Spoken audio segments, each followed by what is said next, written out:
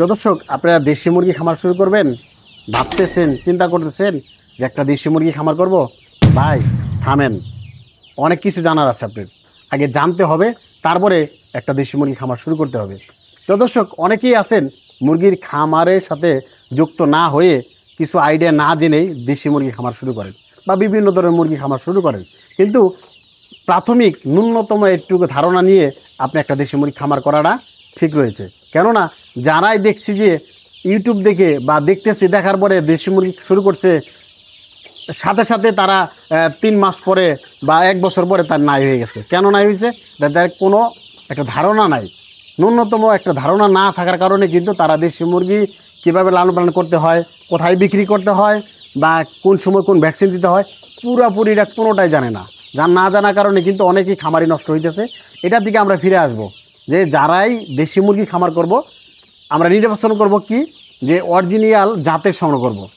যে অরিজিনাল দেশি মুরগি যদি আমরা খামার শুরু করি, তাহলে অরিজিনাল দেশি মুরগি আছে কিনা এটা আপনি যাচাই বাছাই করে আপনি সেই জায়গা থেকে দেশি মুরগিগুলো সংগ্রহ করতে হবে।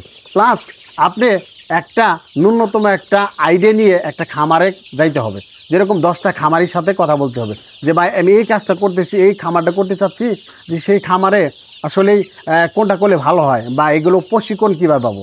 আপনার একটা খামারি হওয়ার আগে একটা খামারের কাছে আপনি 1 মাস খাটেন, 1 মাস চাকরি করেন, তারপর একটা খামার শুরু করেন।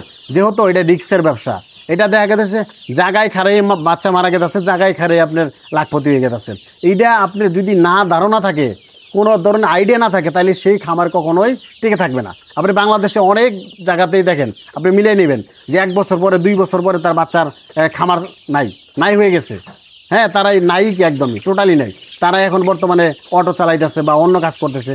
ভাই একটা খামার করতে গেলে অবশ্যই আপনি কিছু ট্রেনিং নিয়ে, অবশ্যই কিছু আইডিয়া নিয়ে আসতে হবে। আর আপনি যে সময় বাচ্চা খামার করবেন তখন আপনার ওয়েদার বুঝতে হবে। এখন বর্তমানে আপনি শীতের সময় আপনি একটা খামার শুরু করবেন, ওই টাইমে যদি আপনি কোন যে আমি জিরো বয়সে বাচ্চা নিব, একেবারেই নতুন, আপনি কোনো কিছুই জানেন না, তাইলে আপনার কাছ থেকে 500 মুরগি বাচ্চা যদি থাকে, 250 মুরগি মারা যাবে। কেন মারা যাবে? কারণ আপনি ব্রিডিংয়ের বিষয়টা বুঝবেন না। কারণ শীতের সময় প্রচুর পরিমাণ তাপমাত্রা লাগে, সেটা আপনি নিজে বুঝতেছেন না। সেক্ষেত্রে কী করবেন? মারা যাবে বাচ্চা। তাই একটা বাচ্চা যদি আরেকটা বাচ্চার উপরে টাকাটা পড়ে, যদি সাধারণত 40 টাকা 42 টাকা একটা বাচ্চা থাকে, তার উপরে যদি আরেকটা বাচ্চা দিয়ে দেয়, তাইলে আপনি কত হচ্ছে 84 টাকা একটা যদি বাচ্চা আপনার জিরো বাচ্চা পড়ে, তাইলে আপনার কি খামার করবেন? কি খামার করে কী লাভ করবেন? কোনো লাভ নেই ভাই। আপনি এইটাই বুঝতে হবে যে শীতের সময় আমি যখন খামার শুরু করব, তখন ঝরঝরা বাচ্চা দিয়ে শুরু করব। আমি জানি পুরো গরমের মধ্যে জানি বাচ্চা উঠাইয়া লালন পালন করার পরে আমি জানি বাইরে বিক্রি করতে পারি। দেখা গেলো যে আমি মাংসের জন্য করতে পারি বা বাচ্চা সেল দেওয়ার জন্য করতে পারি।